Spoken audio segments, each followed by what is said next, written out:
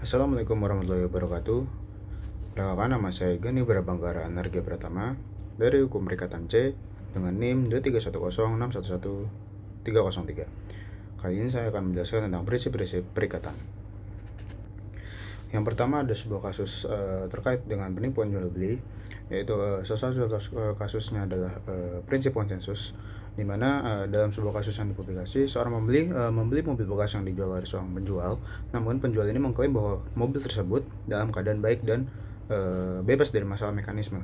Sedangkan setelah transaksi terjadi, ternyata mobil itu mengalami rusak parah dan juga tidak diberitahu oleh penjualnya. Dalam hal ini, karena penjual tidak memberikan informasi yang benar dan lengkap, maka konsensus antara kedua pihak dalam perjanjian tidak tercapai secara sah, karena pembeli tidak dapat membuat keputusan yang tepat berdasarkan fakta yang diberikan. Berita ini bersumber dari Mahmud A 2020 tentang perlindungan hukum terhadap konsumen dalam transaksi jual beli, studi kasus penipuan dalam jual beli kendaraan bermotor.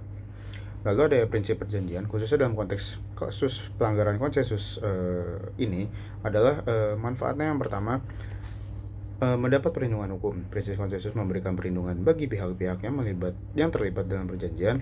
Dalam kasus penipuan jual beli, jika prinsip ini dilanggar, pembeli dapat mengajukan klaim untuk mendapat ganti rugi atau membatalkan perjanjian, sehingga hak-hak konsumen terlindungi. Yang kedua ada meningkatkan kepercayaan. Dengan adanya prinsip konsensus, diharapkan terjadi transparansi dan transaksi yang baik.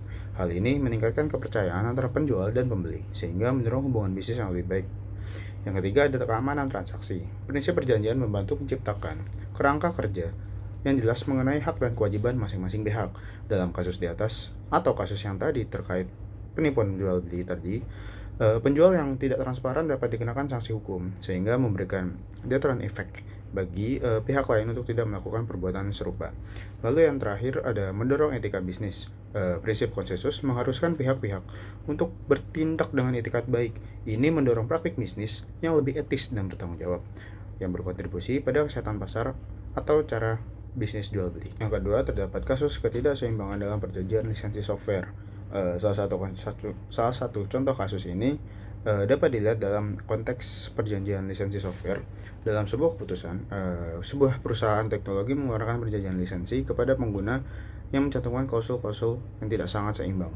Klausul tersebut menetapkan bahwa pengguna harus membayar sejumlah uang sebagai biaya lisensi, sementara pihak perusahaan mendapatkan hak penuh untuk melakukan perubahan sepihak pada software tanpa persetujuan pengguna. Hal ini menyebabkan ketidakseimbangan yang signifikan dalam hak dan kewajiban antara kedua pihak.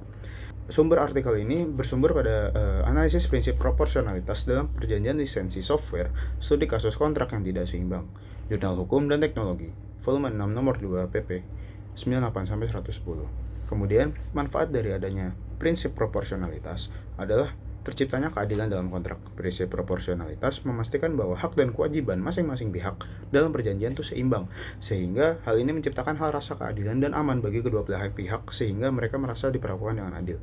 Lalu yang kedua adalah mengurangi sengketa.